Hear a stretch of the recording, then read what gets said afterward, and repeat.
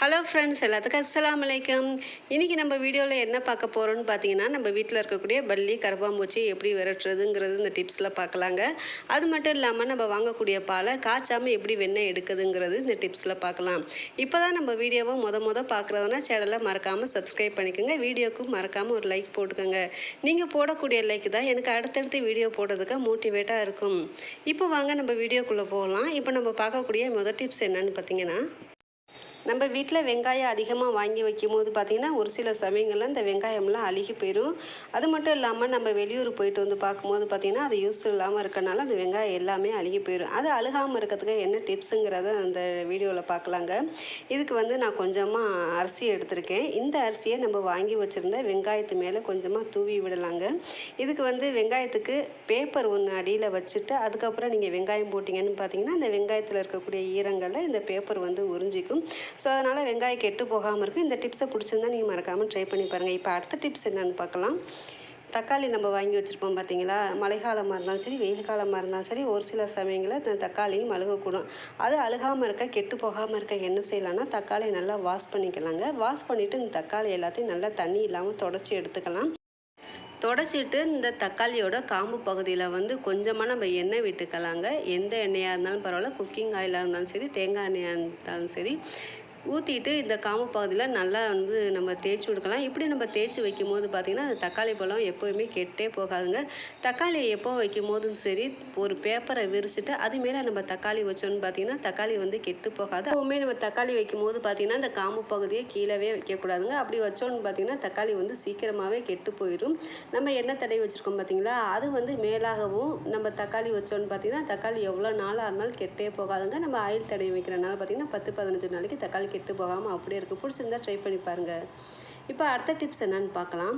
நம்ம பொதுவாக பால் காய்ச்சி ஆடை எடுத்து அதிலேருந்து தானே வெண்ணெய் எடுப்போம். அப்போ வந்து அப்படி எடுக்காமல் இது வந்து ஒரு புது மாடலில் செய்யலாங்க. என்னென்னு பார்த்தீங்கன்னா, ஃப்ரெஷ்ஷான பாலை அப்படியே வாங்கி கொஞ்சம் நேரம் நம்ம ஃப்ரிட்ஜில் வச்சிட்டோன்னு பார்த்தீங்கன்னா அந்த பால்லேருந்து மேலே ஆடை கூடும் இல்லையா, அந்த ஆடையை வந்து நம்ம எடுத்து வச்சுக்கலாங்க. நம்ம வந்து பால் காய்ச்சணுன்ற அவசியமே இல்லை. இந்த மாதிரி ஃப்ரெஷ்ஷான பாலில் மேலே இருக்கக்கூடிய ஆடைகளை வந்து எடுத்துக்கலாம். ஃப்ரிட்ஜ் வச்சுருக்கவங்க பார்த்திங்கன்னா பால் காய்ச்சணுன்னு அவசியமே இல்லைங்க. ஃப்ரெஷ்ஷாகவே நம்ம பால் எப்போவெல்லாம் டீ போடணும்னு தேவைப்படுதோ அப்போ எல்லாம் பால் எடுத்து காய்ச்சிக்கலாம். இந்த மாதிரி நான் வைக்கக்கூடிய பால்களை தான் கொஞ்சம் கொஞ்சமாக ஆடை எடுத்து சேர்த்து வச்சுருக்கேன். இந்த ஆடை பார்த்திங்கன்னா நான் ஒரு வாரத்துலேயே சேர்த்து எடுத்தேன்.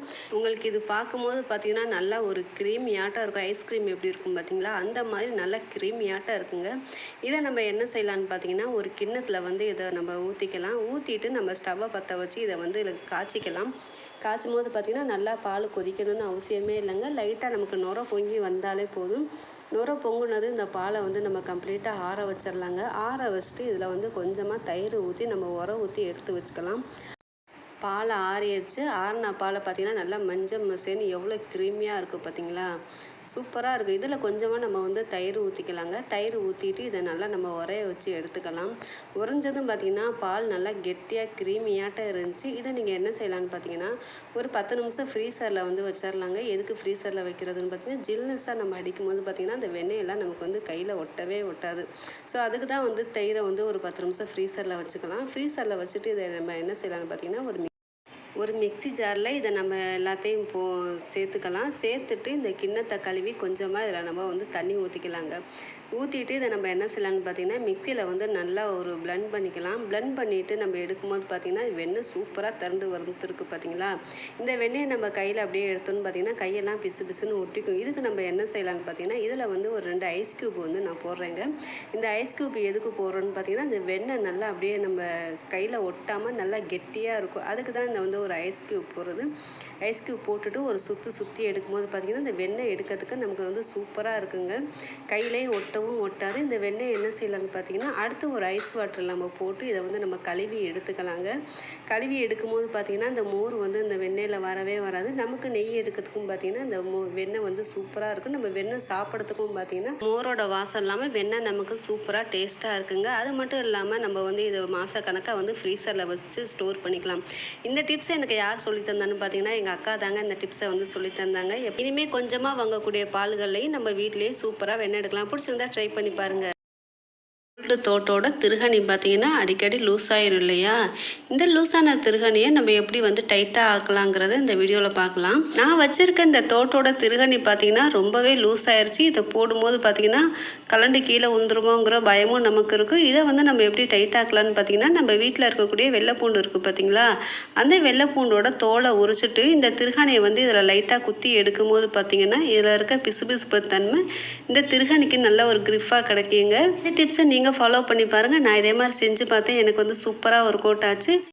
தக்காளியில் இருக்கக்கூடிய தோல்களை எடுக்க நம்ம என்ன செய்வோம்னு பார்த்தீங்கன்னா, கொதிக்கிற தண்ணியில் இந்த தக்காளியை போட்டுட்டு அதுக்கப்புறம் இந்த மேலாக இருக்கக்கூடிய தோல்களை எல்லாம் நம்ம பிரிப்போம் இல்லையா? இனிமேல் அந்த மாதிரி செய்ய வேணாங்க. நம்ம காய் துருவக்கூடிய கிரேட்டர் இருக்கும் பார்த்தீங்களா, எந்த இடத்துல நம்ம காய் துருவோமோ அதே இடத்துல வச்சு நம்ம தக்காளியை வச்சு தேய்க்கும் போது பார்த்திங்கன்னா தக்காளியில் இருக்கக்கூடிய சதைகள்லாம் அந்த சைடும் தோல்கள் பார்த்திங்கன்னா மேலாகவும் வந்துருங்க. நம்ம இனிமேல் தக்காளியை வந்து தண்ணியில் போட்டு எடுக்கணுங்கிற அவசியமே இல்லை. ஒரு கிரேட்டர் இருந்தாலே போதுங்க. தக்காளி தனியாக தோல் தனியாக சூப்பராக எடுத்துக்கலாம். நான் தேய்ச்சிட்டு இருக்கும்போது பார்த்தீங்கன்னா உங்களுக்கே தெரியும், தக்காளியில் இருக்கக்கூடிய சதைகள் வந்து தனியாகவும் தோல்கள் வந்து தனியாகவும் வருது பார்த்தீங்களா? நீங்களே இதே மாதிரி ட்ரை பண்ணி பாருங்கள். தோல் எடுக்கிறங்கிற கவலையே இல்லைங்க. இதே மாதிரி சூப்பராக நம்மளும் அழகாக தோல் தனியாக தக்காளி தனியாக சூப்பராக பிரிக்கலாம். நமக்கு ஒரு கிரேட்டர் இருந்தாலே போதும். நான் செஞ்சு காட்டுறேன் பாருங்கள். சூப்பரான மெத்தட். ரெண்டுமே தனித்தனியாக எடுத்துகிட்டு தக்காளி தனியாக தோல் தனியாக சூப்பராக எடுத்து பிடிச்சிருந்தா அதை நீங்கள் ட்ரை பண்ணி பாருங்கள். இப்போ அடுத்த டிப்ஸ் என்னன்னு பார்க்கலாம். அடுப்பில் ஒரு கிண்ணம் வச்சுருக்கேன். இந்த கிண்ணத்தில் வந்து கொஞ்சமாக தண்ணி சேர்த்துக்கலாங்க.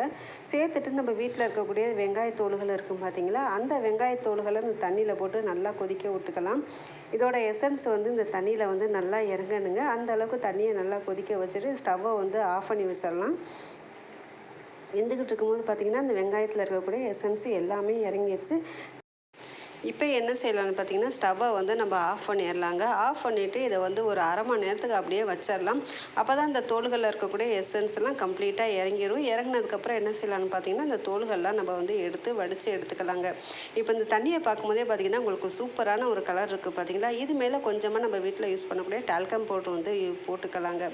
போட்டுட்டு இதை நம்ம என்ன செய்யலாம்னு பார்த்திங்கன்னா, ஒரு ஸ்ப்ரே பாட்டிலில் வந்து நம்ம இதை ஊற்றிக்கலாம். இது நம்ம எதுக்கு செய்கிறோன்னு பார்த்திங்கன்னா, நம்ம வீட்டில் பல்லி கரப்பாம்பூச்சி எல்லாம் இருக்குது பார்த்திங்களா, அதுக்கு வந்து நம்ம இந்த தண்ணியை வந்து ஸ்ப்ரே பண்ணும்போது பார்த்திங்கன்னா அந்த வெங்காயத்தோட வாடைக்கும் இந்த பவுட்ரோட வாசத்துக்கும் பல்லி கரப்பாம்பூச்சி வரவே வராதுங்க. நம்ம வீட்டில் எங்கெல்லாம் பல்லி கரப்பாம்பூச்சி வருதோ அந்த இடத்துல எல்லாம் இந்த தண்ணியை வந்து நம்ம ஸ்ப்ரே பண்ணி வைக்கும்போது பார்த்திங்கன்னா கரப்பாம்பூச்சி பல்லி எதுவுமே வராதுங்க. பிடிச்சிருந்தா இந்த டிப்ஸை நீங்கள் மறக்காமல் ட்ரை பண்ணி பாருங்கள்.